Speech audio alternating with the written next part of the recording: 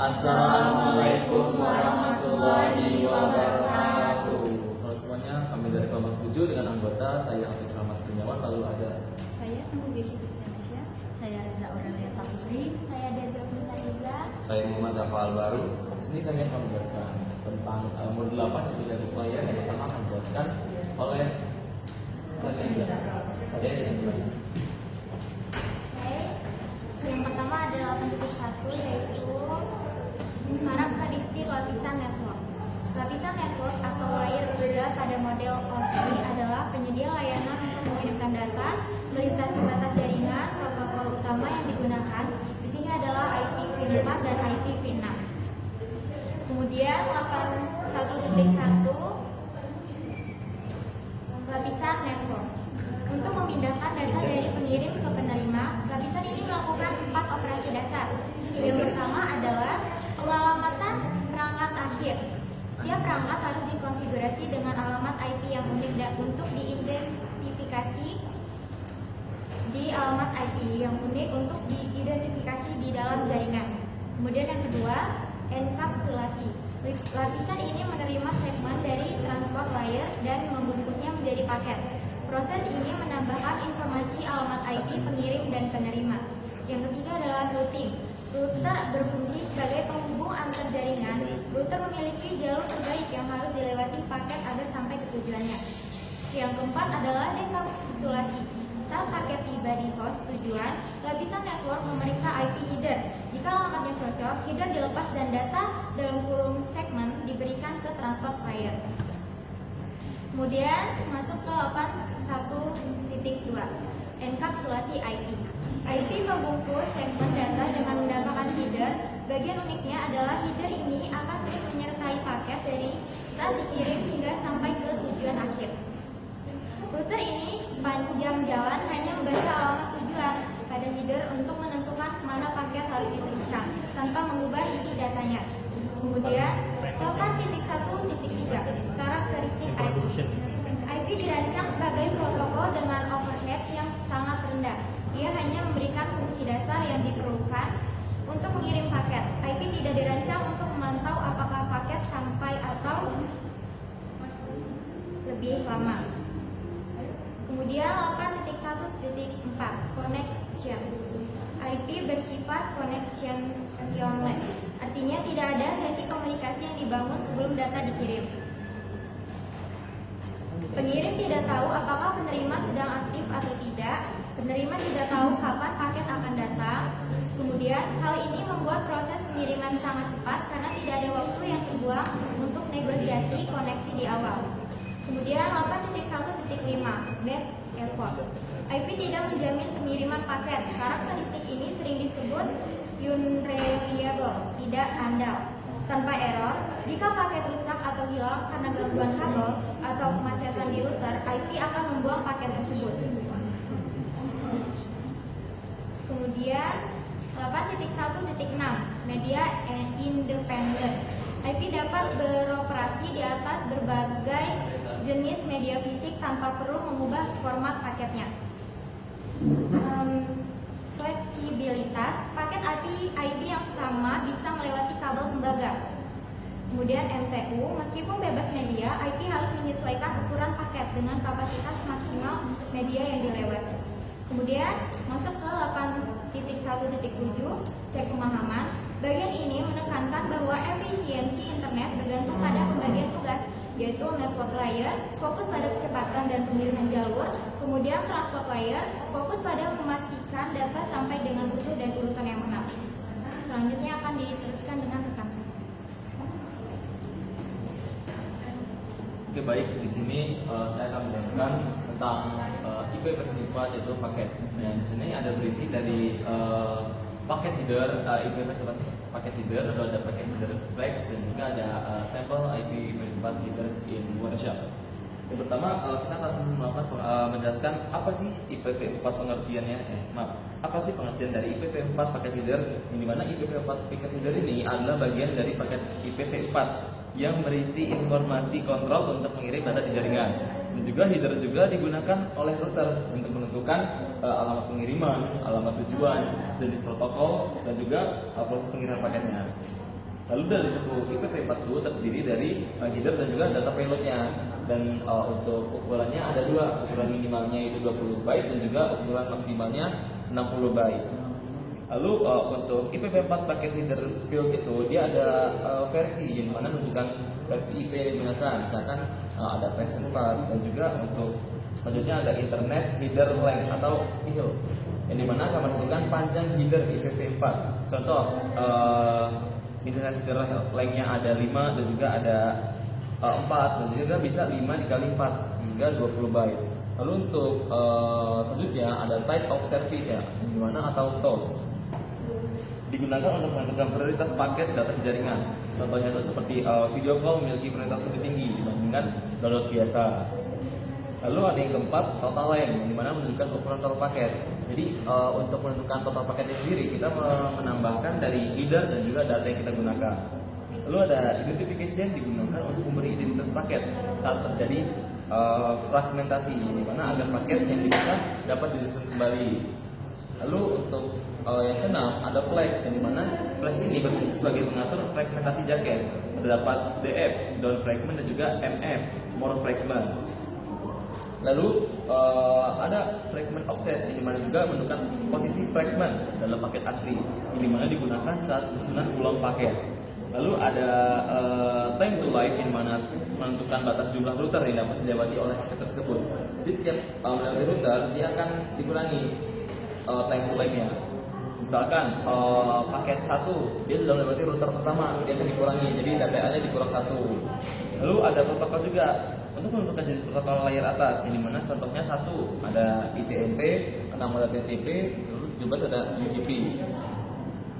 Lalu yang ke-10 ada header check sum, yang dimana digunakan untuk mengecek apakah header itu rusak saat dikirim.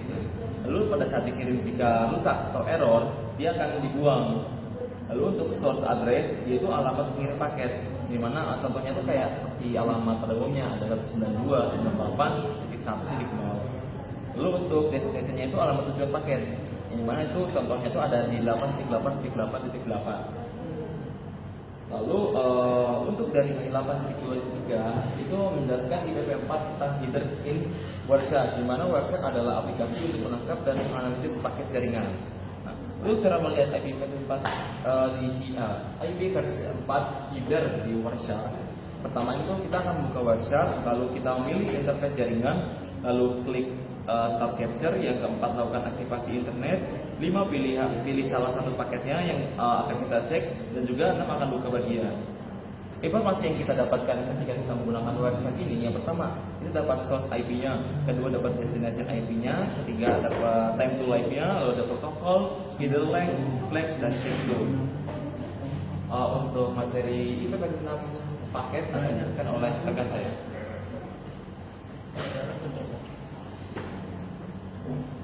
Oke, selanjutnya kita akan masuk ke versi 6. Contohnya kita mulai di 8. Kita tidak satu tertentu. Pasal IP versi 4.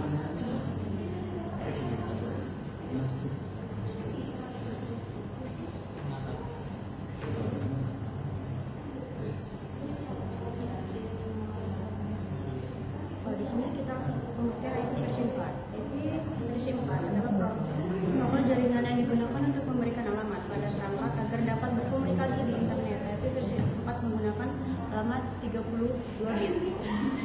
Keterbatasan IP versi 4. Jumlah alamat terbatas, pertumbuhan perangkat internet yang menggunakan NAT, dan keamanan kurang optimal. Routing kurang efisien.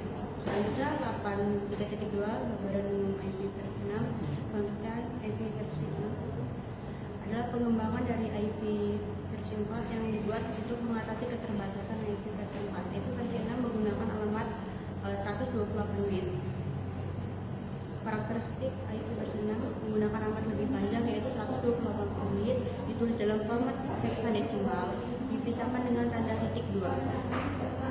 Kelebihan IP versi 6, jumlah alamat sangat banyak, routing lebih efisien, keamanan lebih baik, konfigurasi otomatis, tidak membutuhkan NAT. Selanjutnya kita akan masuk ke 8.3.3 dalam header paket.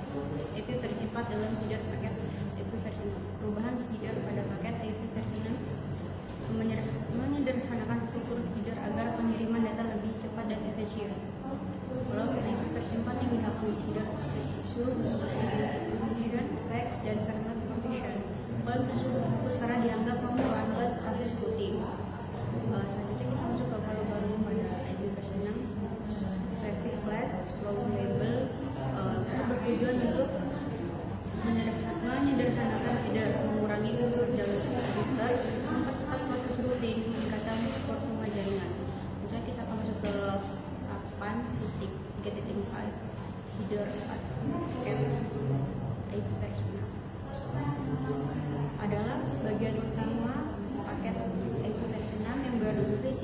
informasi penting untuk proses pengiriman data. Ukuran IP versi 6 ini memiliki ukuran tetap yaitu 40.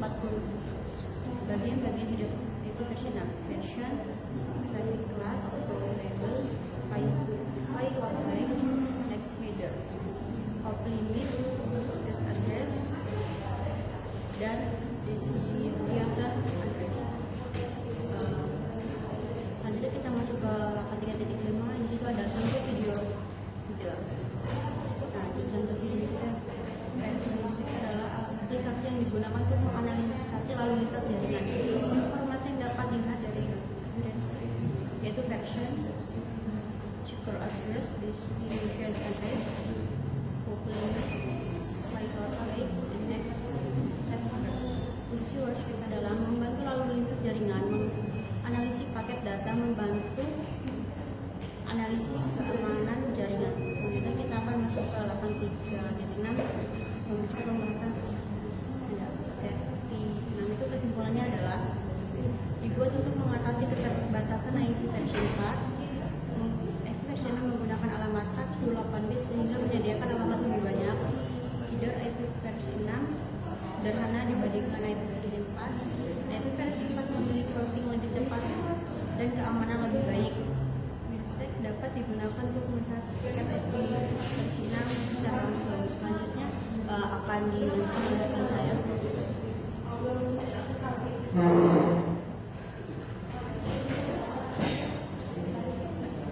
Baik, di sini saya akan membacakan 8.4 host router. Router dapat berfungsi sebagai host dalam jaringan. Sebagai host, router mampu memiliki alamat IP, mengirim dan menerima data serta dapat konfigurasi.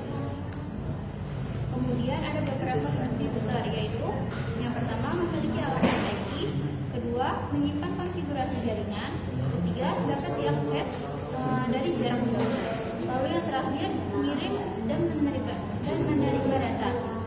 Cara mengakses router yang pertama itu ada konsol, menggunakan kabel konsol, yang kedua digunakan untuk konfigurasi awal, yang ketiga tidak memerlukan koneksi jaringan, lalu yang kedua ada SSH, digunakan untuk akses jarak jauh, kemudian data dikirim dalam bentuk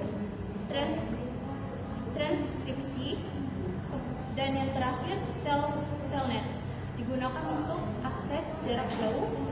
Data tidak terenskripsi dan kurang aman sehingga jarang digunakan.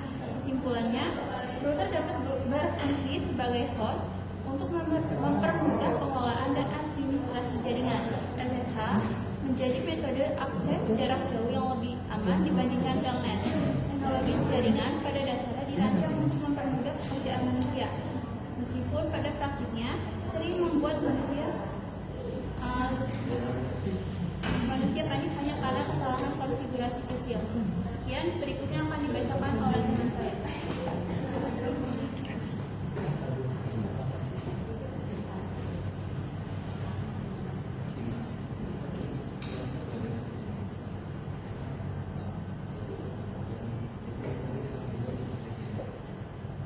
Selanjutnya ada introduction to routing. Routing adalah proses yang dilakukan router untuk menentukan jalur terbaik dalam pengiriman paket data dari jaringan sumber ke jaringan tujuan. Router menggunakan tabel peruntukan untuk mengetahui kemana paket harus diteruskan. Tabel peruntukan berisi informasi tentang jaringan tujuan, antar muka keluar, dan jalur yang dapat digunakan untuk mencapai tujuan tersebut. Setiap router akan memeriksa alamat IP tujuan pada paket yang diterima, kemudian mencocokkannya dengan informasi pada tabel routing untuk menentukan jalur terbaik sebelum paket diteruskan.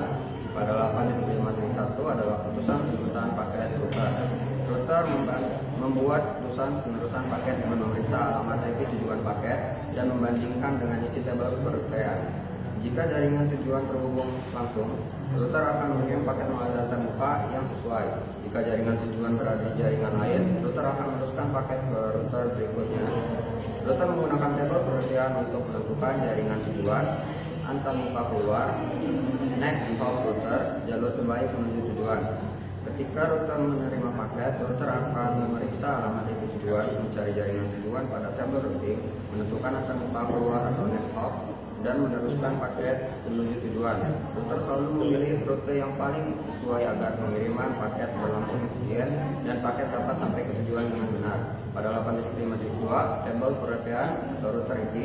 Tabel perotean router IP adalah daftar jaringan yang diketahui router berdasarkan informasi jalur untuk mencapai jaringan tersebut. Tabel ini digunakan router untuk menentukan jalur pengiriman paket. Tiap antri dalam tabel routing biasanya berisi alamat jaringan tujuan, prefix atau subnet mask, next hop router, antar muka keluar, dan sumber rute. Tabel routing dapat berisi rute yang terhubung langsung, rute statis maupun rute dinamis yang dipelajari dari protokol routing. Informasi pada tabel routing membantu router memilih jalur terbaik untuk jaringan tujuan. Pada 8.5.3, perotean statis.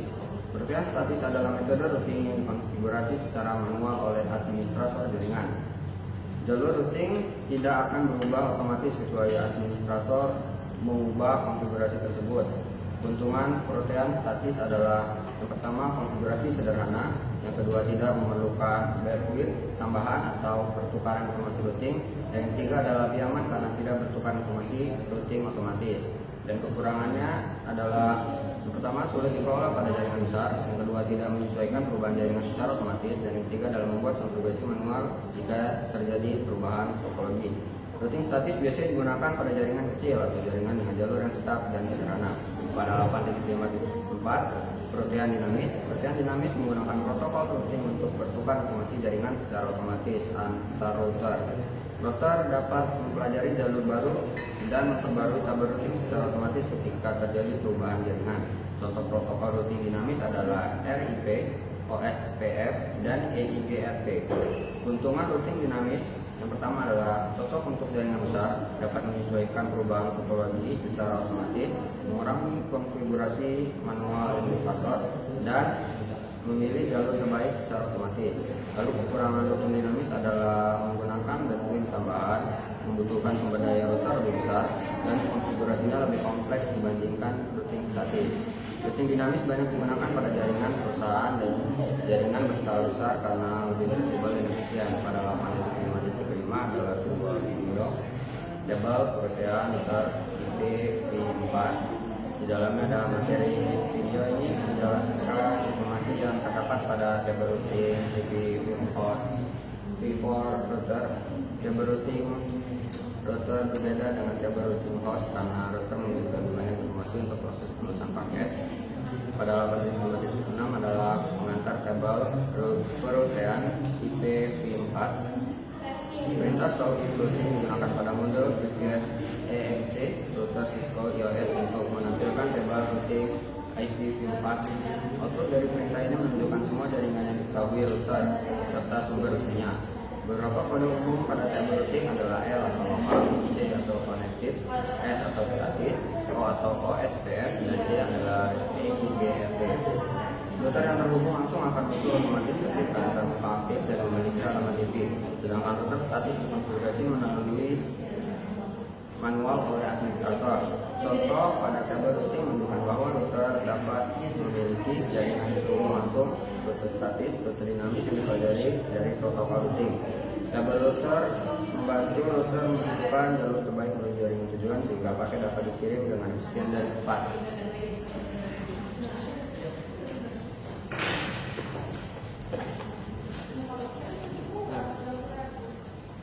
Baik, mungkin itu saja terkait tentang materi routingnya. Sekian dari kelompok 7 kami akhiri. Wassalamualaikum warahmatullahi wabarakatuh.